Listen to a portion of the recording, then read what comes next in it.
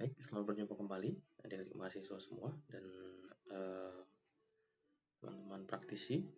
Pada kesempatan kali ini, saya akan membahas tentang studi kelayakan atau feasibility study pembangunan jalan, di mana studi ini juga kerap banyak digunakan di dalam tahap awal pembangunan konstruksi jalan dan jembatan. Jadi kedepannya jika adik-adik mahasiswa akan bergerak di bidang praktisi, juga nanti misal di konsultan ataupun di dinas, hal ini juga menjadi satu bagian dalam perancangan sebelum melakukan pelaksanaan konstruksi. Jadi ini sangat berguna untuk ketika nanti sudah masuk di dunia kerja. Feasibility study sendiri atau studi kelayakan sendiri ini dimaksudkan atau ditujukan untuk menjadi pedoman studi kelayakan proyek jalan dan jembatan, itu untuk mengatur tindak lanjut dan menganalisis secara lebih rinci alignment pada koridor yang terpilih pada pra-studi kelayakan. Jadi sebelum masuk kepada tahap studi kelayakan, itu ada pra-studi kelayakan, di mana pra-studi kelayakan relatif untuk menentukan koridor ataupun zona ataupun trase yang akan dilakukan studi kelayakan. Apa bedanya? Pra-studi kelayakan lebih bersifat koordinasi multisektor atau multi stakeholder yang berkaitan untuk menetapkan kebijakan yang akan dilakukan studi kelayakan di awal. Memang beberapa pola yang dilakukan di dalam pelaksanaannya, pedoman studi kelayakan ini menggunakan beberapa metode pendekatan untuk menjustifikasi apakah itu layak atau tidak. Jadi pendekatannya itu melihat perbandingan kondisi ketika ada project dan ketika tidak ada project ataupun pembangunan yang akan dilakukan studi kelayakan ini. Nah, inilah yang menjadi pertimbangan-pertimbangan di awal untuk melihat kelayakan dari trase ataupun koridor yang akan dilakukan pendalaman dalam studi kelayakan. Beberapa acuan normatif ini sudah ada, jadi menjadi landasan atau legal standing yang bekerja di Indonesia khususnya, itu adalah undang-undang. Ada juga peraturan pemerintah, ada juga sampai kepada pedoman. Nah, pedoman inilah yang menjadi tahap teknis dalam pelaksanaan pembuatan dokumen studi kelayakan. Ini sangat penting ya, jadi acuan ini. Jadi dalam periode analisis dan aspek yang ditinjau, sebenarnya relatif ada 4 hal yang paling dominan, yakni di mana ditinjau secara aspek teknis, ditinjau secara aspek lingkungan dan keselamatan jalan, ditinjau secara ekonomi, lalu aspek lain-lain, yakni bagaimana pengaruh kebijakan. Mungkin itu masuk di situ, dan potensi-potensi kawasan. Ini menjadi aspek lain-lain. Jadi dalam 4 hal ini, studi kelayakan ini akan dijustifikasi ataupun dinilai bagaimana kedepannya apakah layak untuk dibangun secara teknis, artinya dilaksanakan, atau misalnya ditinjau juga secara lingkungan dan keselamatan jalan, apakah memang layak secara lingkungan dan keselamatan jalannya juga oke, maka akan menjadi nilai positif untuk bahwa kegiatan itu akan layak dilaksanakan. Yang tidak kalah penting adalah aspek ekonomi tentunya. Bagaimana penilaian ekonomi ini menjadi pertimbangan budgeting ataupun side effect ataupun outcome yang akan atau manfaat yang akan dirasakan oleh masyarakat luas. Ini juga ditinjau secara ekonomi. Nah, fungsi studi kelayakan atau fungsi kegiatan studi kelayakan adalah untuk menilai tingkat kelayakan suatu alignment pada koridor yang terpilih pada pra-studi kelayakan. Jadi sudah ada ya di pra-studi kelayakan itu koridor sudah ada. Nah, lalu di studi kelayakan inilah diperdalam untuk melakukan analisis. Nah, yang analisis yang dilakukan tadi ada beberapa tadi. Jadi kedudukan studi kelayakan pada proyek jalan dan jembatan dapat kita lihat di sini. Jadi mulai dari kebijakan, program, lalu proyek perencanaannya. Nah, namun di dalam proyek perencanaan ini ada tahapan. Bagaimana dilakukan proyek perencanaan ini dinilai dari kelayakannya. Dari pra-studi kelayakannya, apakah koridor itu memang strategis atau eee, memang layak untuk dikembangkan untuk meningkatkan kawasan, juga itu di pra-studi kelayakan. Lalu masuk ke studi kelayakan. Nah, di studi kelayakan ini sudah mulai muncul secara analisis teknis walaupun memang basic design. Nah, tetapi secara teknis dia sudah mulai muncul. Nah, dari situ, dari studi kelayakan itu maka dilakukan pembuatan detail engineering design atau perencanaan teknis. Nah, disinilah nanti final engineering desainnya. Dari secara teknis sudah misalnya secara analisis ekonomi layak, maka secara analisis teknis akan diturunkan menjadi satu detail engineering design yang memang eh, tepat pada kondisi existing lokasi tersebut sehingga tidak akan rancu ataupun tidak akan salah lagi ketika pelaksanaan dimulai secara teknis. Nah, itu. Lalu masuk ke tahap berikutnya tentu persiapan ya, persiapan untuk melakukan pembangunan ataupun peningkatan. Lalu juga di dalam kebijakan tentu ada kesepakatan bahwa siapa yang akan mengoperasikan dan siapa yang akan memelihara. Misalnya jalan jalan nasional ya. Jalan nasional itu akan dipelihara oleh balai ataupun kementerian. Ketika provinsi maka akan diserahkan kepada dinas bina marga provinsi. Ketika kabupaten maka diserahkan kepada pengelola di kabupaten atau dinas PU di kabupaten. Lalu siapa yang akan memonitoring dan mengevaluasi manfaatnya? Ini perlu juga dibuat ataupun ditetapkan siapa yang menjadi user ataupun unit pengelolanya yang senantiasa memonitoring dan mengevaluasi manfaatnya. Jadi kegiatan tersebut tidak dianggap selesai teknis ya selesai gitu tidak, tapi tetap kontinuitasnya berjalan. Nah, bagian akhir cara pengerjaan studi kelayakan ini dapat kita lihat ya, bagaimana kajian tentang kebijakan dan sasaran perencanaan. Tentu ini dilakukan di pra studi kelayakan ya. Jadi data ini sudah masuk dari pra studi kelayakan. Kajian tentang lingkungan dan tata ruang. Nah, ini juga misalkan ada dokumen-dokumen sekunder dari stakeholder ataupun sektor terkait ini sudah kita dapatkan. Lalu kajian tentang pengadaan tanah.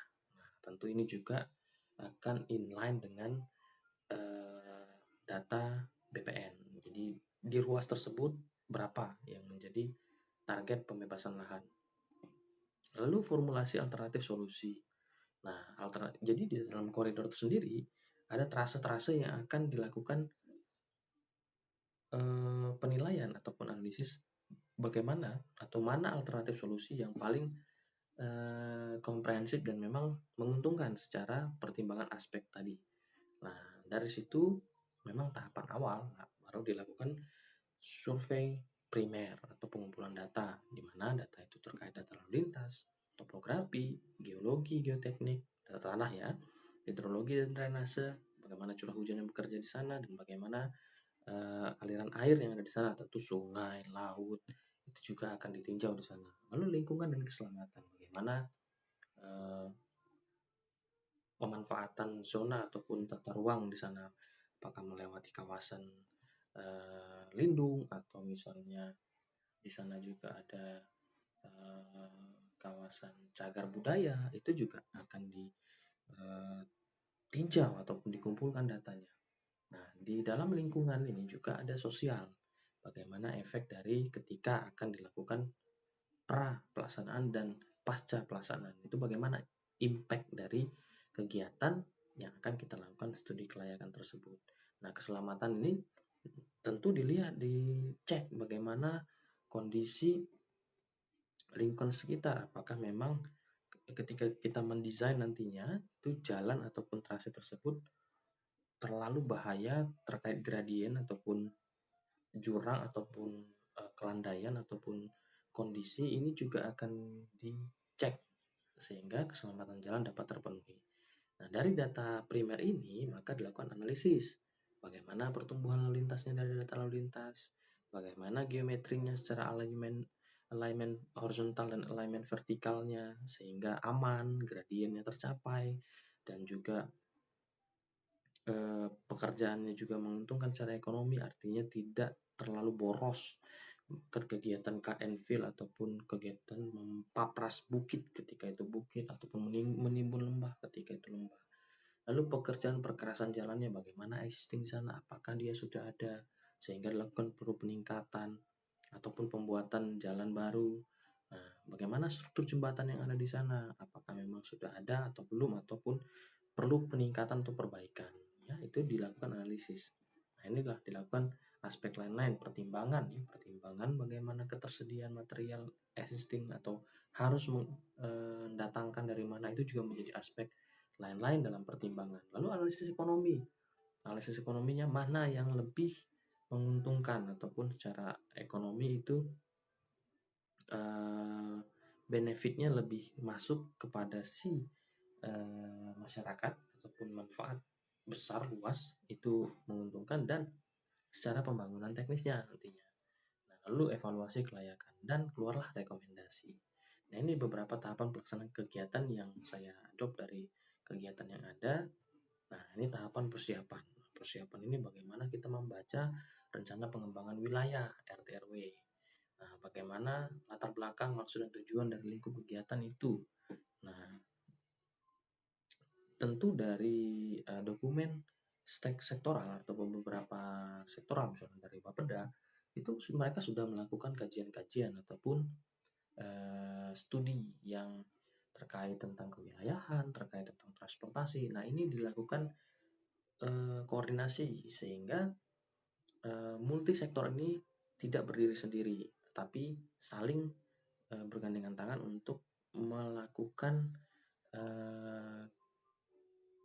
tinjauan-tinjauan sehingga lokasi tersebut layak ya untuk ditingkatkan atau dilaksanakan. Nah, dalam pengumpulan data sama ini dengan tadi bagian alir yang sebelumnya terkait kewilayahan, zona, lalu lintas, dan juga teknis ya, pengumpulan data teknis, lalu membuat pemodelan transportasi makro. Nah, ini jadi adik mahasiswa, saudara-saudara sekalian, ini ada makro, ada mikro. Nah, ini dipelajari di dalam rekayasa lalu lintas ya, atau dalam PRT ya, perancangan transportasi. Nah, lalu juga rencana teknis ini analisis dan finalisasi ya.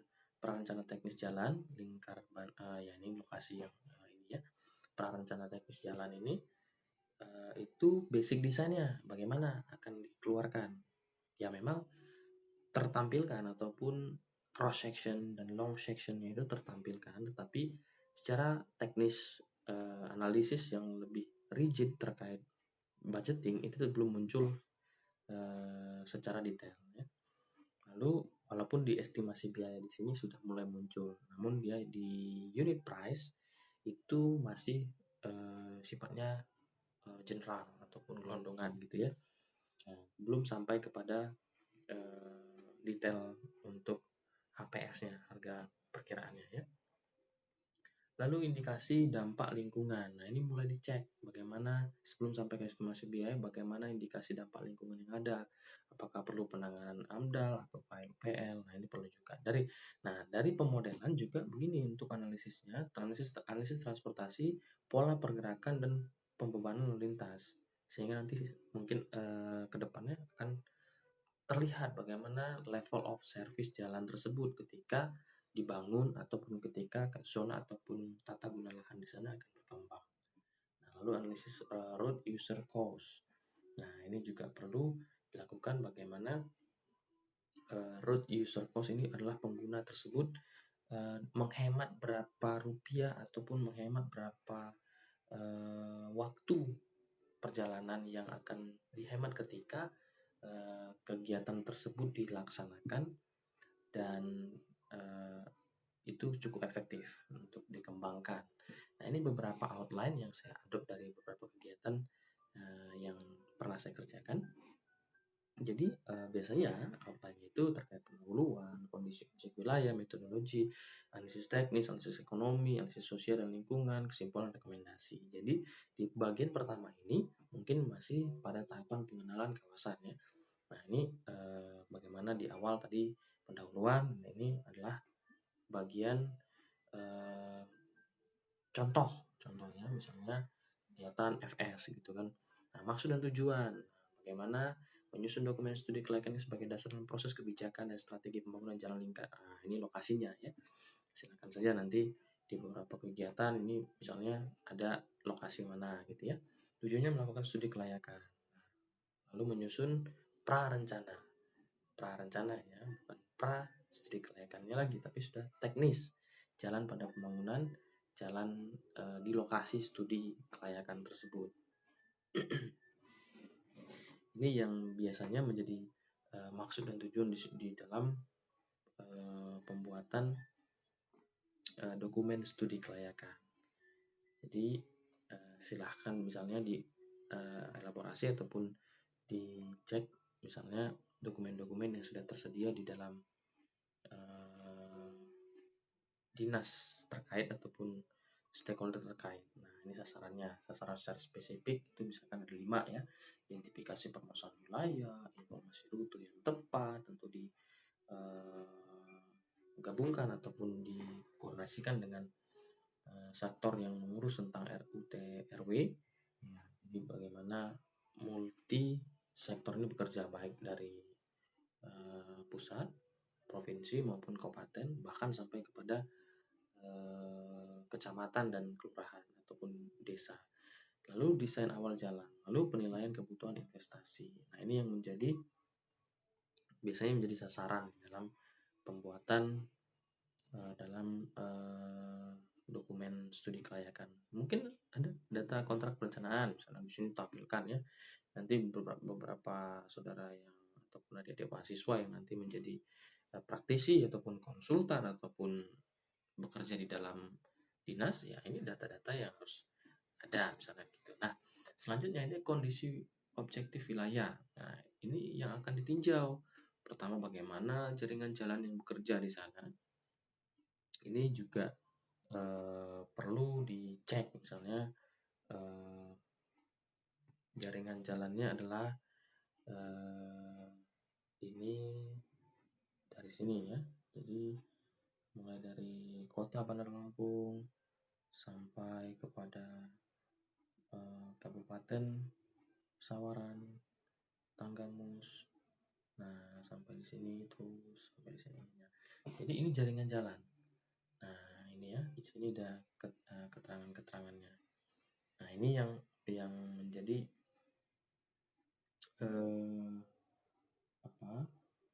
bagian ataupun data awal yang harus dilengkapi misalnya. Nah, ini. Nah, ya ini yang merah ini jaringan jalan ya.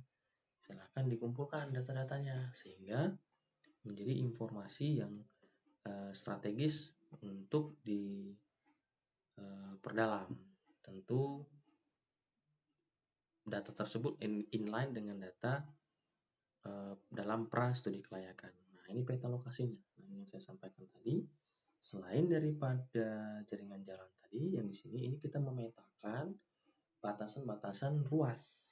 Nah, ini ruas ya. Jadi sepanjang jalur ataupun trase ini sudah memiliki nama-nama ruas dan itu di SK-kan ya secara kebijakan dalam status jalan tersebut, baik di SK-kan secara kementerian ataupun balai, juga provinsi dan kabupaten. Nah, di sini kita dapat melihat ada 10 ruas dengan panjang masing-masing ruas demikian, sehingga total panjang demikian. Nah, ini yang perlu dilakukan tracer di awal atau penelusuran di awal bagaimana kondisi tersebut. Nah, ini bagaimana SK-nya ya, SK Jalan Nasional ini artinya koordinasi itu penting. Jadi antar pemangku kepentingan itu ataupun sektor itu perlu berkoordinasi. Nah, ini secara provinsi misalnya demikian ya. Ini sudah ada nama-nama daftarnya. Jadi jangan lagi dalam FS tersebut tidak ada nama ataupun belum pernah diberikan nama pada ruas tersebut. Tidak, itu sudah ada semua karena ada pengelolanya baik di tingkat kabupaten, provinsi dan pusat. Nah, lalu kita coba identifikasi peta tata guna lahan lokasi studi. Bagaimana kondisi di sana, status jalan nasionalnya di mana, status jalan provinsinya di mana. Nah, ini kan terlihat nih, yang merah ini jalan nasional. Kan legendanya dalam KOP ini perlu ya ditampilkan gitu ya. Nah, ini sampai kepada ini. Nah, ini jalan provinsi. Nah, ini ada beberapa juga sungai. Sungai, juga hutan yang hijau.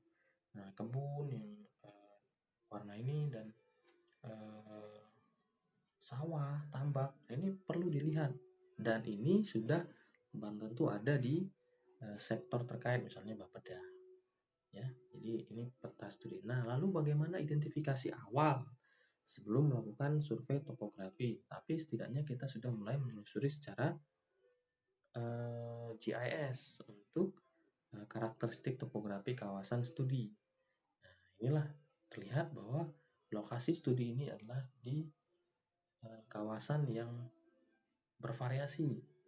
Nah, mulai di dekat dengan perbukitan, dataran tinggi, nah juga ke perbatasan pesisir pantai ataupun dataran rendah. Tentu nanti treatmentnya juga akan bervariasi atau beragam ya. Ini yang juga nanti perlu dipersiapkan tim yang akan melakukan survei. Nah, yang berikutnya adalah bagaimana stationing awal itu ditetapkan. Nah, demikian. Ini harus jelas, jangan sampai stationing awalnya tidak jelas sehingga panjang uh, ruas ataupun panjang studi yang dilakukan itu berubah-ubah. Jadi harus ada ketetapan di mana titik nolnya. Nah, inilah menjadi titik nol. Ini menjadi misalnya status jalan nasional tadi ya. Ini dari sini. Nah, ini menjadi identifikasi awal untuk stationing awal. Nah, rencana trase tol jembatan Sige artinya ada dokumen-dokumen sekunder yang sifatnya kebijakan oleh pemerintah daerah untuk juga inline di dalam kajian studi kelayakan ini. Jadi bukan berdiri sendiri tetapi ada input dari dokumen-dokumen strategis yang dikembangkan secara kebijakan oleh pemerintah terkait. Nah, itu akan mempengaruhi bahkan ketika itu beroperasi itu akan mempengaruhi analisisnya. Jadi sebelum melakukan analisis kita harus kumpulkan sebanyak mungkin data-data terkait rencana-rencana yang akan dikembangkan di zona tersebut. Nah, ini juga rencana trase tol, exit Lematang, Pelabuhan Panjang. Nah, ini juga menjadi informasi awal dalam sebelum mengumpulkan data ya dan melakukan analisis. Jadi ketika output analisis kita itu sudah mencakup hal-hal ini, jadi tidak terluput ataupun tidak hilang ketika kita membangun lupa mempertimbangkan input yang akan ada di sana.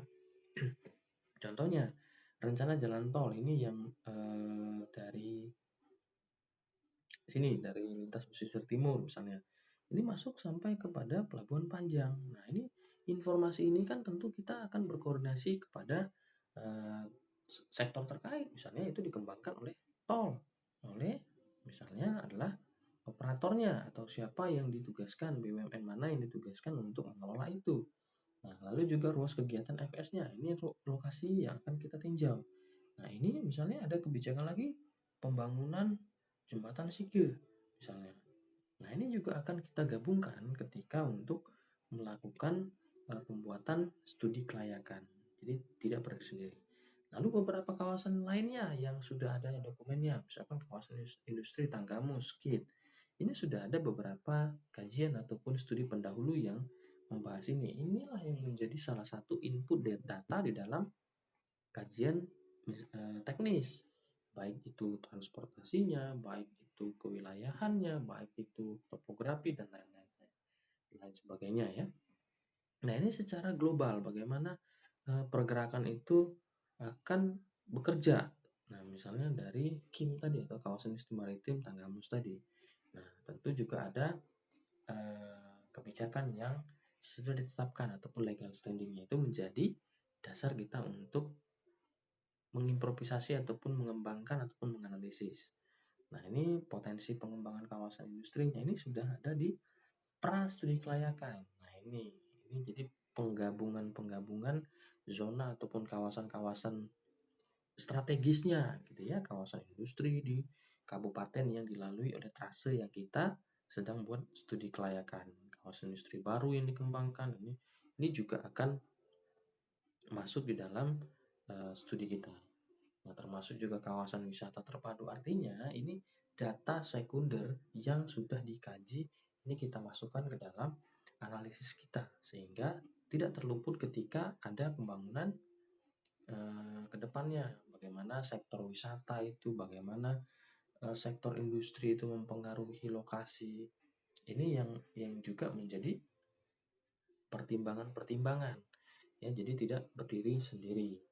Nah, ini yang perlu dipersiapkan di awal sehingga tidak terjadi bias. Nah, gitu ya.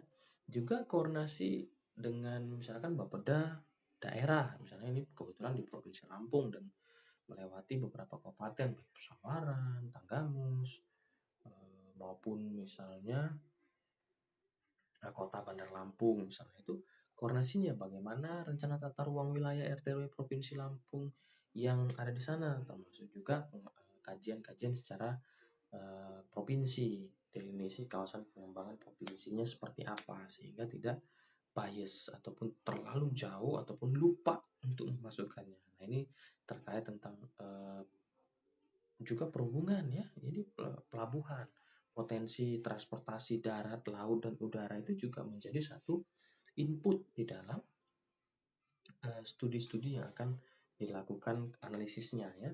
Analisis yang akan dilakukan baik dia bicara tentang jaringan laut, tentu di sana ada beberapa infrastruktur yang akan dibangun, itu akan mempengaruhi pergerakan orang dan barang. Ini yang menjadi salah satu input strategis untuk dilakukan analisis. Lalu bagaimana kawasan pemukiman ataupun pasar ataupun aktivitas orang di sana itu juga akan mempengaruhi ketika misalnya ruas tersebut kita kembangkan. Akhirnya dampaknya terhadap pergerakan barang besar.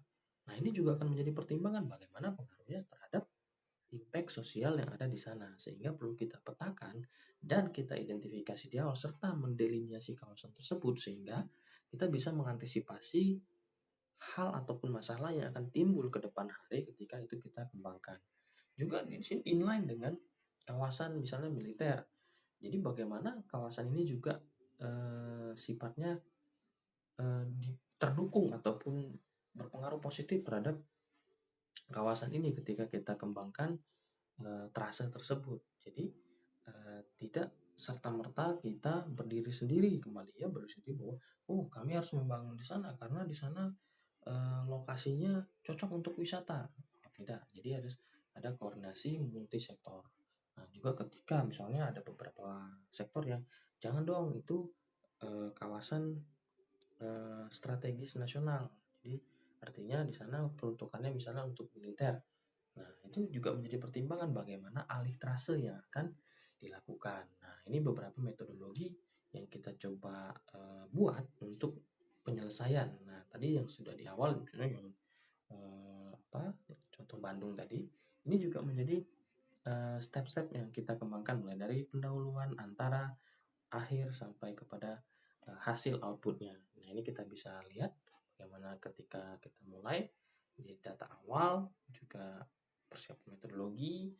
Nah, nanti di antara misalkan nanti expose ya, misalnya di kita expose ini tujuannya untuk koordinasi dan melaporkan progres ya, artinya ketika adik mahasiswa ataupun teman-teman praktisi nah yang akan bekerja di konsultan ataupun di dinas, ini juga tidak begitu jauh lah saya pikir ya untuk perbedaannya.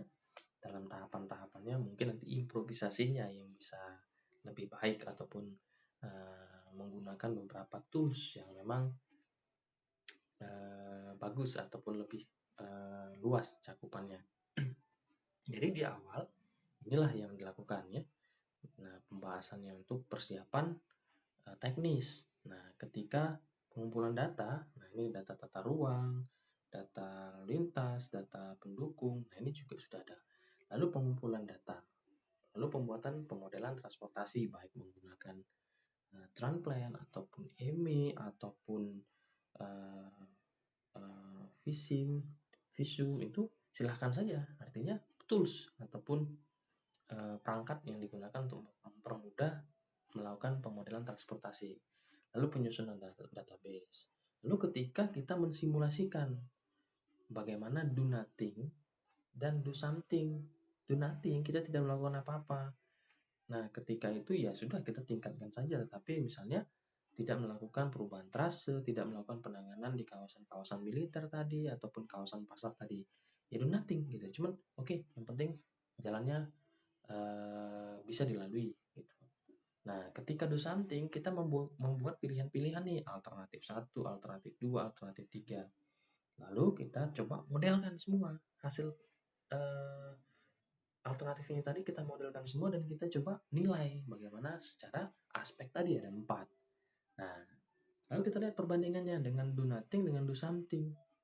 Nah, bagaimana demand-nya bekerja, bagaimana rencana koridornya, bagaimana secara teknisnya, apakah memang mampu dikerjakan, nah, bagaimana secara kelayakan lingkungan, ekonomi, dan baru ditetapkan koridor yang akan dikembangkan ataupun di tingkat pembahasan selanjutnya itu menjadi prioritas.